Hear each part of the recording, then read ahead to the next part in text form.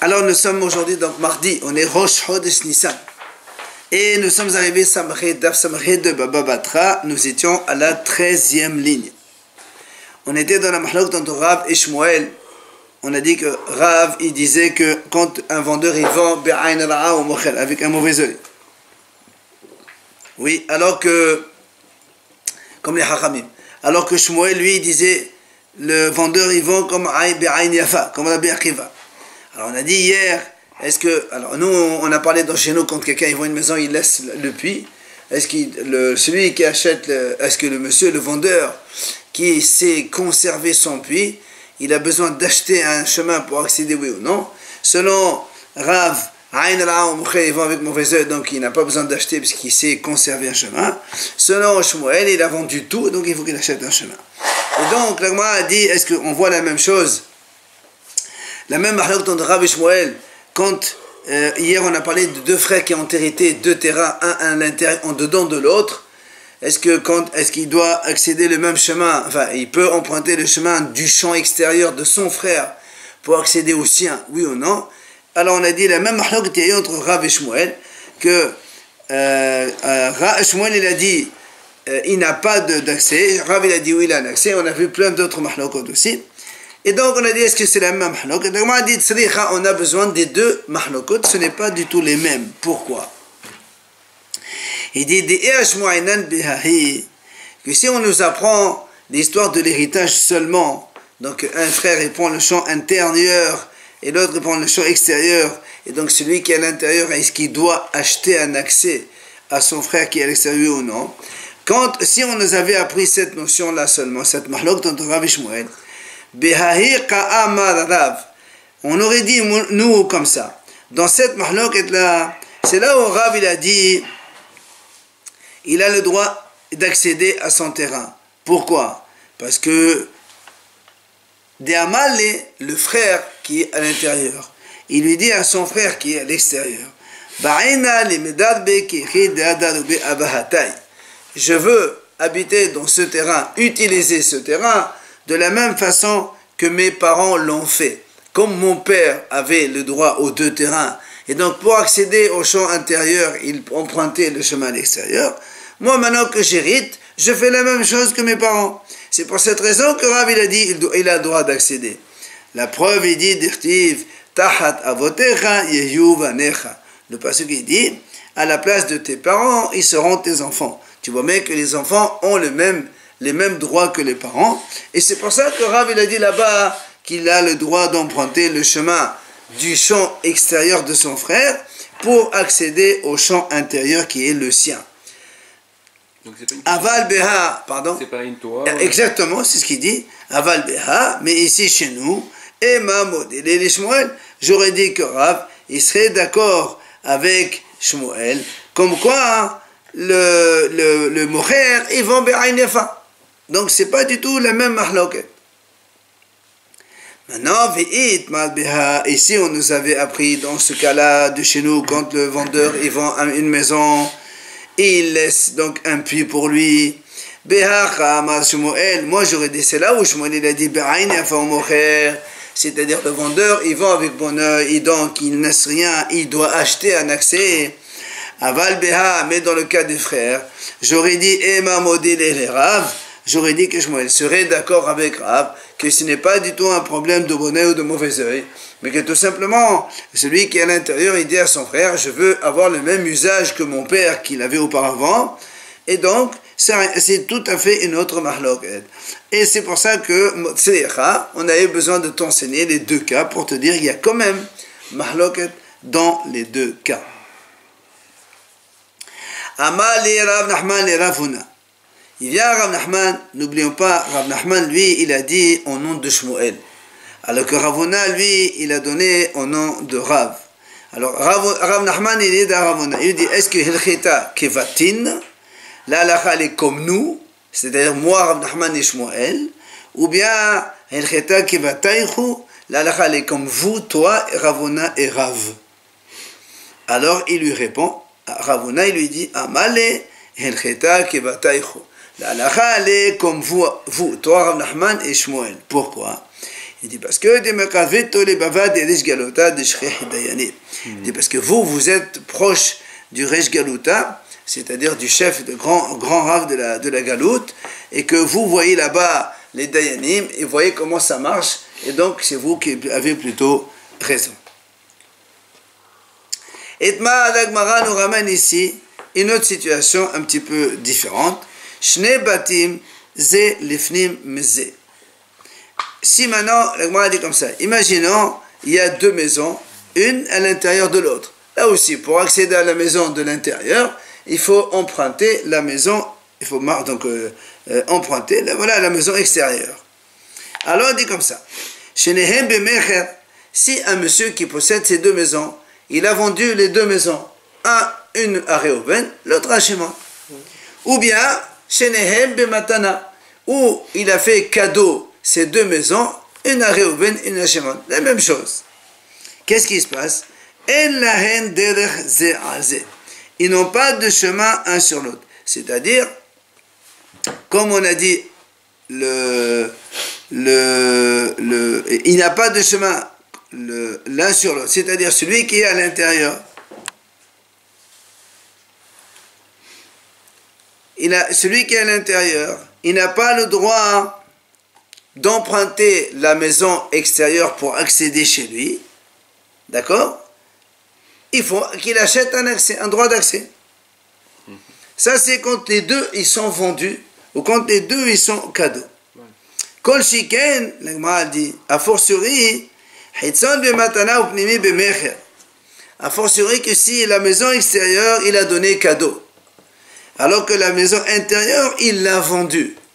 C'est encore plus fort de dire que celui qui est à l'intérieur, il doit acheter un accès. Rappelez-vous, on a dit quand on donne un cadeau en général, on donne un cadeau avec bon cœur. On ne donne pas un cadeau avec mauvais œil, c'est évident.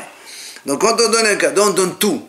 Mais quand on vend, alors ça dépend de ce qu'on a vu, le Mahalak de notre Rabbi Shmuel, Rabbi Akiva. Maintenant, quel est le cas dans l'autre sens? C'est-à-dire,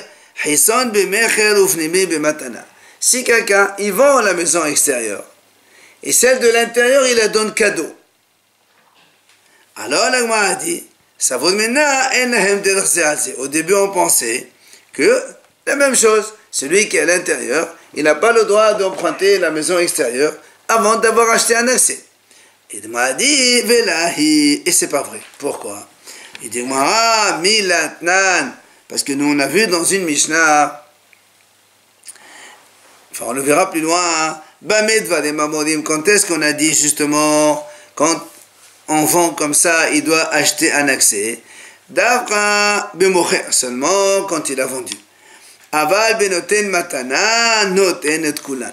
Quand on donne un cadeau à quelqu'un, on lui donne tout. C'est-à-dire, voilà, même le droit d'accès, hakol. C'est pour ça ici aussi, comme celui de l'intérieur, c'est un cadeau, alors que celui de l'extérieur, c'est une vente. Automatiquement, quand on donne un cadeau, on lui donne la maison et aussi le droit d'accès.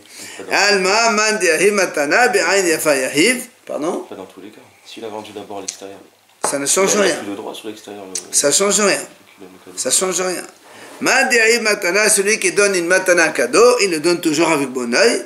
Alors Hachanami, l'Agma a dit là aussi, man diahiv matana be'ain yafa yahiv. Quand on donne un cadeau, on le donne avec bon oeil. Donc là aussi, la maison intérieure qu'on a donnée en cadeau, donc le propriétaire, le nouveau acquéreur, il a beaucoup plus de droits que celui de la maison extérieure qu'on a vendue, et donc il a le droit d'emprunter, d'accéder là-bas, sans avoir à acheter quoi que ce soit.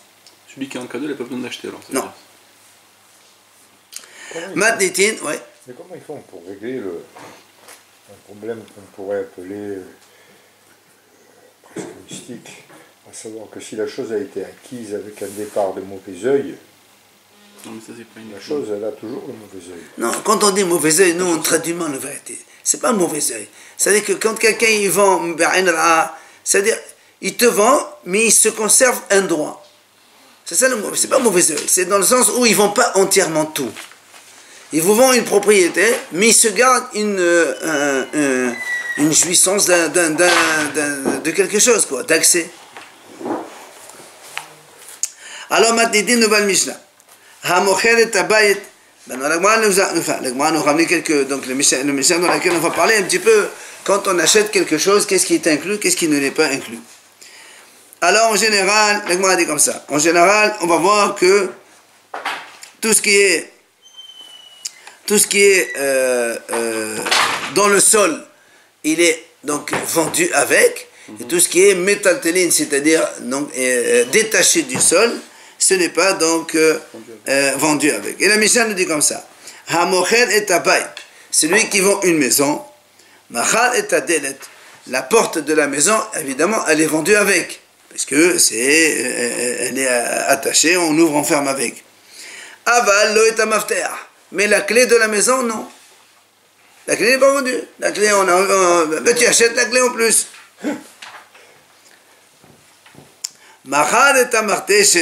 On pourrait aujourd'hui appeler ça, quelqu'un, il a une porte blindée, il s'en va, il te dit, monsieur, moi la porte blindée, je la prends avec moi, je te mets une porte normale. Blindée.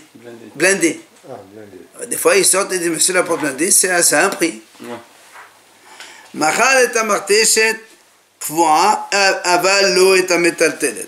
Il dit ici, là-bas, martéchet, c'est-à-dire comme une sorte de pilon dans lequel on pile des choses. Si elle est fixe au sol, elle est vendue avec. Mais si elle est métaltelet, si elle est déplaçable, mobile, alors elle n'est pas vendue avec. La Mishnah continue. Il a vendu les estroubil. Il dit estroubil, c'est quoi? C'est quelque chose qui entoure un four. Pardon, une meule. Il y avait la meule. Il y avait une sorte de chose qui entourait la meule pour protéger, je sais pas, ou pour conserver. Ça, elle est vendue avec. Par contre, kelet, c'est ce qui est au-dessus de la meule. Il dit là-bas, elle n'est pas vendue parce qu'elle est déplaçable. Velo et tanour, velo et. Si dans la maison, il a un four ou une cuisinière, elle n'est pas vendue avec. Parce qu'à l'époque aussi, les fours et les cuisinières, même s'ils étaient au sol, on les construisait, donc on les fabriquait sur la terre, on pouvait les déplacer, et donc ils ne sont pas inclus dans la vente. Mais c'était dans le sol, non? Oui, mais ça ne s'appelle pas fixe au sol. Ah, il peut le récupérer, ouais. Facilement. Si maintenant, le vendeur, quand il lui vend, il lui spécifie clairement dans le contrat, je te vends la maison, avec tout ce qu'il y a à l'intérieur, alors ils sont tous vendus, inclus dans la vente. Tous les équilibres qu'on a dit non tout à l'heure, ils sont maintenant inclus. Alors l'Agmara pose une question. Alors est-ce qu'on va dire que notre Mishnah, elle n'est pas comme Rabbi Meir? Pourquoi? Parce que Rabbi Meir, nous on a vu, c'est marqué comme ça. Rabbi Meir, il dit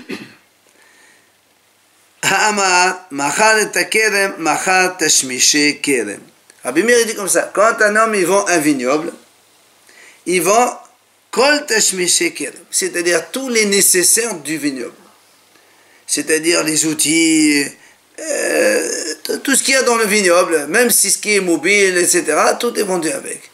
Or dans notre Mishnah, nous on a vu. C'est systématique ça? Rabbi Meir dit comme ça.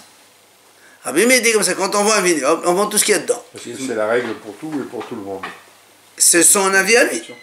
Évidemment. C'est pour ça qu'on dit, notre Mishnah n'est pas comme lui, puisque nous on a dit, quand on a un pilon qui est déplaçable, il n'est pas inclus dans la vente de la maison, parce qu'il est mobile. Et ben voilà, Rabbi Meir lui dit, un vignoble, eh bien, mais tu as des pioches, des pelles, etc., etc. Tout ça, tu les vends avec.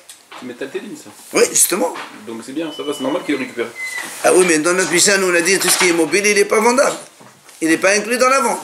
Et lui, il dit, quand tu vends un vignoble tout seul, tout est inclus, tous les tashmishe hakerem, tous les ustensiles d'usage dans un vignoble, ils sont donc vendus avec. Alors vient la Gemara nous répond. C'est pas un problème. Rabbi Meir, je peux te dire que notre Mishnah marche aussi comme Rabbi Meir. Ah, tu vas dire comment? Rabbi Meir, il a dit qu'on vend tous les outils et nous dans la maison on a dit non. Il dit non, la différence c'est quoi? Hatam kavia, hachala kavia.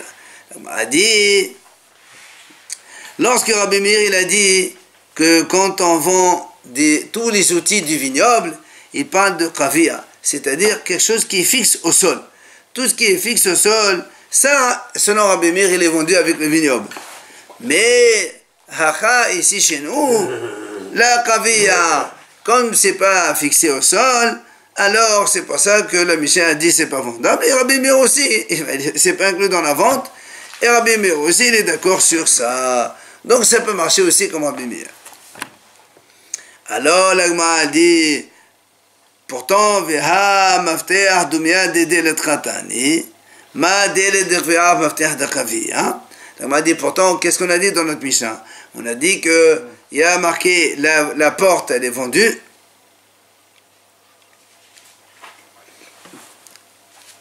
La porte, elle est vendue. Et on a vu que la clé n'est pas vendue. Pourtant, la porte, comme elle est fixe, la clé aussi, elle est fixe. Il dit, à l'époque, il y avait des clés qui sont fixées à la porte, ils s'enlèvent pas. Il y a des clés comme ça. D'accord? Et alors, comment ça se fait que tu dis que c'est pas vendu? Si c'est fixé, normalement, selon Rabbi Meir, ça doit être vendu. Alors, on est obligé de dire que maintenant, de là que Rabbi Meir. La Mishnah ne peut pas marcher comme Rabbi Meir. Parce que nous, dans la Mishnah, on a dit tout ce qui est mobile, donc il n'est pas vendu avec. Et Rabbi Meir dit tout ce qui est mobile, il est mobile et inclus. Même si on dit qu'il est fixe, voilà, le cas de la clé qui est fixé, il n'est pas vendu quand même. Alors, ça ne marche pas comme Rabbi Meir. Qu'est-ce qu'il va faire de la clé de toute façon? Hein? Ben, il doit l'acheter. Et il doit payer. Tano Rabbanan Chachamim enseigne. המוכר את הבית, מכר את הדלת ואת הנגד ואת המנעול. L'Agma ramène ici une braïta dit, si quelqu'un il vend une maison, alors il vend avec la porte, il vend avec neger, c'est la... Avant, quand il fermait la porte, il y avait soit des trous, enfin dans le mur, on mettait une poutre pour bloquer, soit un trou dans le sol pour, là aussi, comme les trucs là, quand on ferme avec les portes. Ça, c'est négatif. Et manaoul, c'est la serrure qu'il y a sur la porte elle-même, d'accord? Donc tout ça, la Breta a dit, c'est inclus dedans. Aval, il dit, lo et amafteah, mais la clé, elle n'est pas vendue avec. Machal et amafteah tahakuka, aval lo et akrivoa. Il dit, la Gemara, ils vont martéchet, donc on a dit le pilon, hahakuka, ça veut dire qu'il est ancré dans la terre, dans le sol, elle est vendue avec, mais l'autre akriva, mais pas un pilon qu'on a fabriqué et qu'après on a cimenté et on a collé au sol. Ça, celui-là, il n'est pas vendu. C'est comme on a dit dans notre Mishnah, nous, il a vendu les estrubir, donc c'est celui qui entoure la meule, mais pas quel est celui qui est au-dessus. Et la Gemara dit, elle continue, même le four, ni le gaz, ni la meule, il n'est pas inclus dans la vente, donc dans la maison. Ça, c'est Tanakama, Hachamim, ils disent comme ça. Vient Rabbi Eliezer, c'est ça qui nous intéresse maintenant, dans la Breta, Rabbi Eliezer, il dit, Rabbi Eliezer lui dit comme ça, tout ce qui est attaché au sol, fixé au sol, alors c'est vendu avec la maison. Donc, le four n'est pas fixé. Ce qu'on a dit nous, c'est le martéchet. On a dit martéchet voa. Vous vous rappelez, on a dit, en fait, ce qui contredit les deux avis, ils ne sont pas d'accord. C'est que nous, on a dit, quand la martéchet, c'est-à-dire le pilon, il est déjà ancré dans la terre, donc celui-là, il est vendu avec la terre. Mais si on a construit et après on l'a fixé comme ça au sol, celui-là, il n'est pas vendu. Et Rabbi Eliezer, il dit pas d'accord, il dit sur ça, tout ce qui est fixé au sol, eh bien c'est vendu avec la maison. Ça, c'est Rabbi Eliezer. Alors, vient la Gemara, dit, Bisman she'amal lohu b'chol mashmed, chol kolan b'chodin. Donc ça, c'est comme dans notre Mishnah, si un homme, il marque dans le contrat que il vend la maison avec tout ce qu'il y a dedans, automatiquement, tout est vendu dedans, ce qu'il y a là-bas, les accessoires, ils sont avec. Maintenant, l'Agma a dit, Benkar ou Benkar, ça aussi, on a vu cette idée déjà, qu'il écrive ou qu'il n'écrive pas, tout est avec, Lo machal, lo etabo, velo etadout, velo etayasiya. Il n'est pas vendu ni le puits, donc un puits, on avait doute aussi, c'est un puits mais en construction. C'est la petite maison attenante à la maison. On a dit ça, ce n'est pas vendu. Voilà donc la discussion, la mahlok notre Tana Hachamim et Rabbi Eliezer. Maintenant, la Gemara, elle va nous amener une braïta qu'on voit à propos de la chot mikvaot, pour le mikvé. Nous, on sait que le mikvé, quand on fait un mikvé, il faut qu'il y ait de l'eau qui vienne de la pluie directement.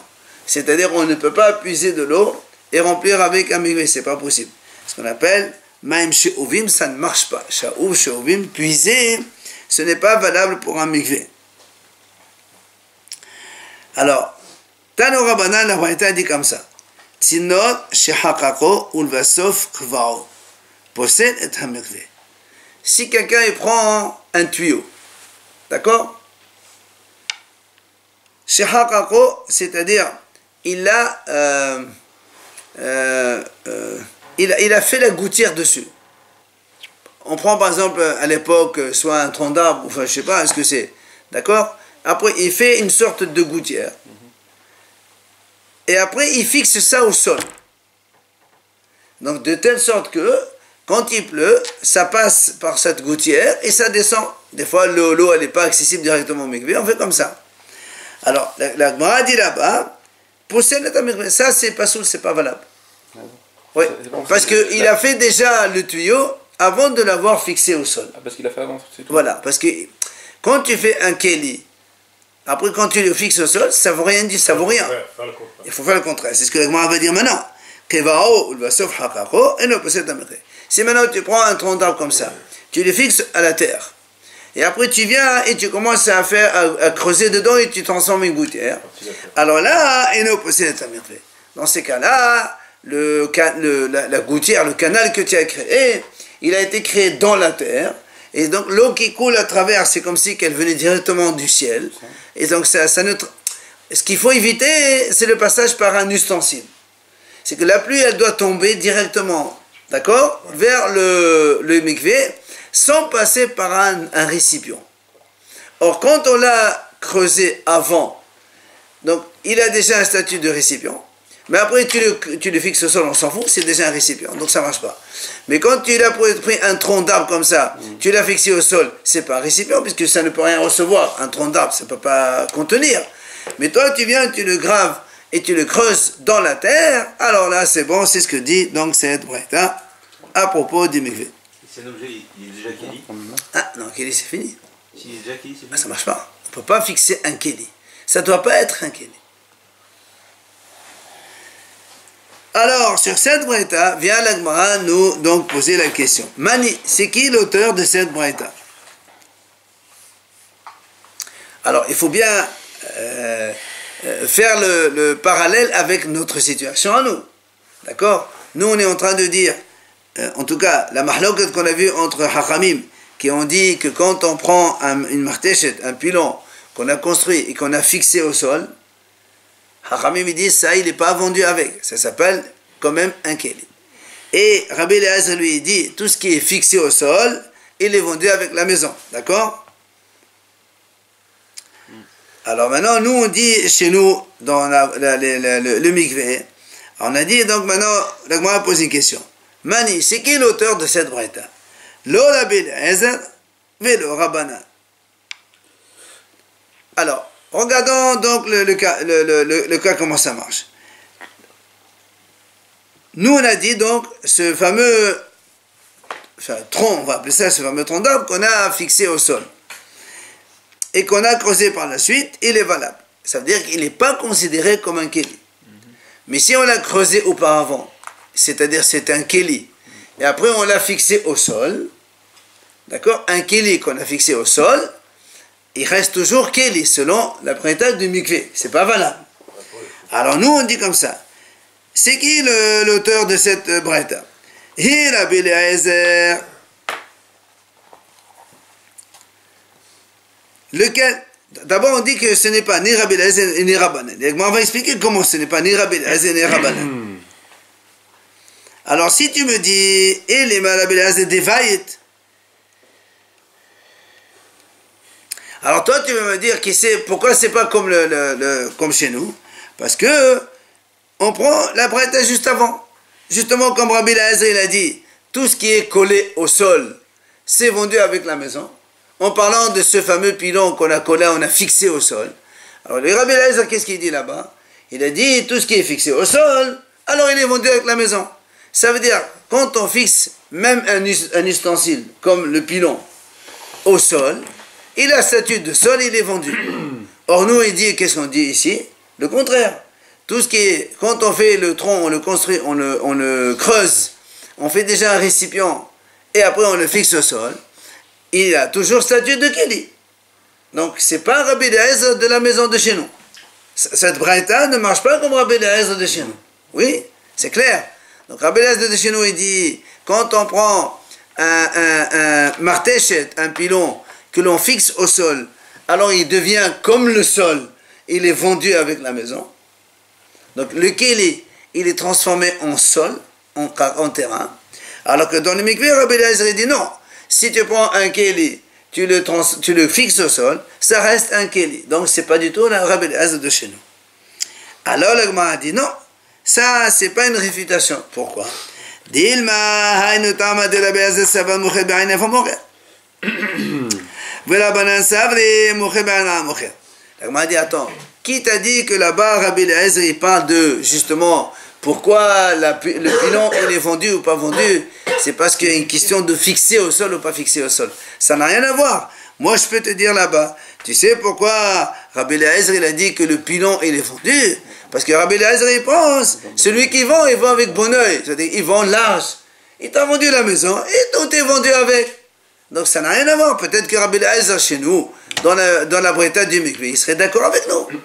Dans le mikvé, c'est pour le cachère, ça n'a rien à voir. Justement, toi tu dis que c'est pas le même auteur. Moi je te dis non, là-bas Rabbi Eliezer il a une autre raison.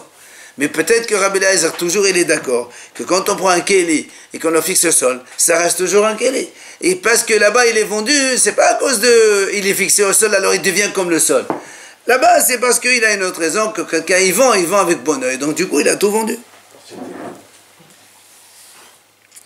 Velabanan savne, et les haramim qui ont dit non à propos du pilon de l'autre côté de la maison, parce qu'ils pensent bien à mourir.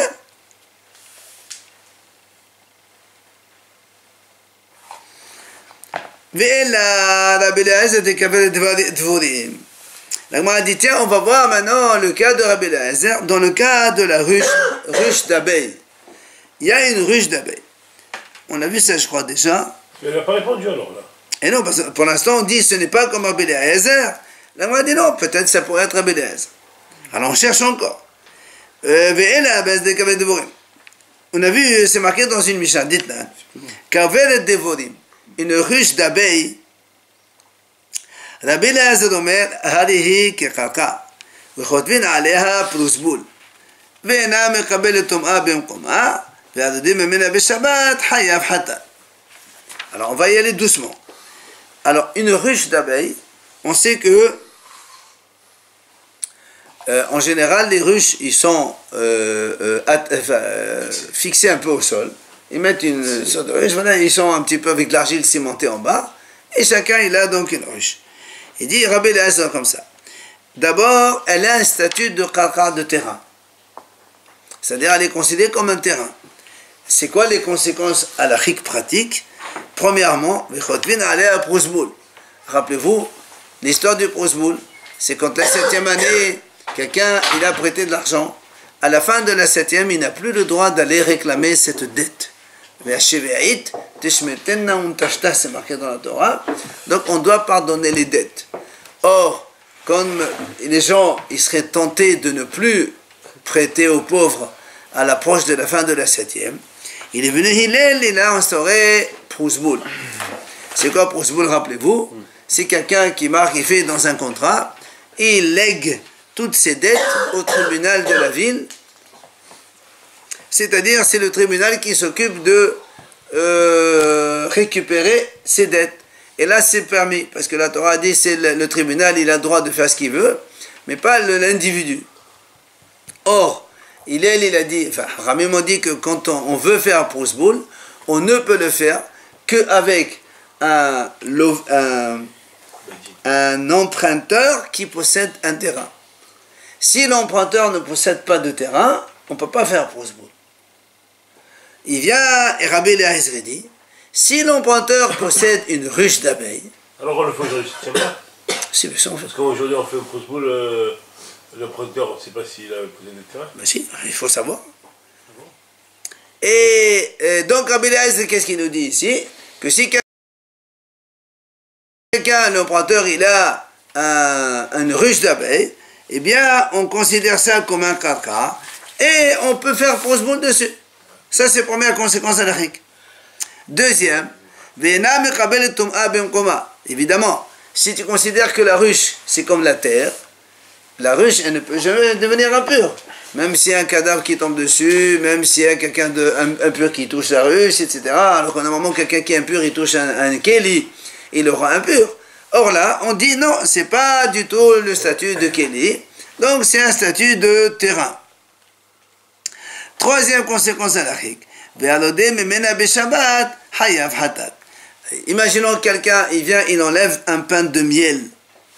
D'accord? Il y a un peu de miel de cette ruche-là. Comme la ruche a la statut de terre, ben on considère comme si que quelqu'un il a cueilli le jour du Shabbat. Il est hayav hatat. D'accord? Voilà donc les trois avis, conséquences qui viennent à partir de donc cet avis de Rabbi Eliezer. Mais la Mishnah nous dit là-bas, Hachamim omrim, ina kekalka, ve'en kotvin alei prosboul, umchabet oma b'mkoma, ve'en memena b'Shabbat patour.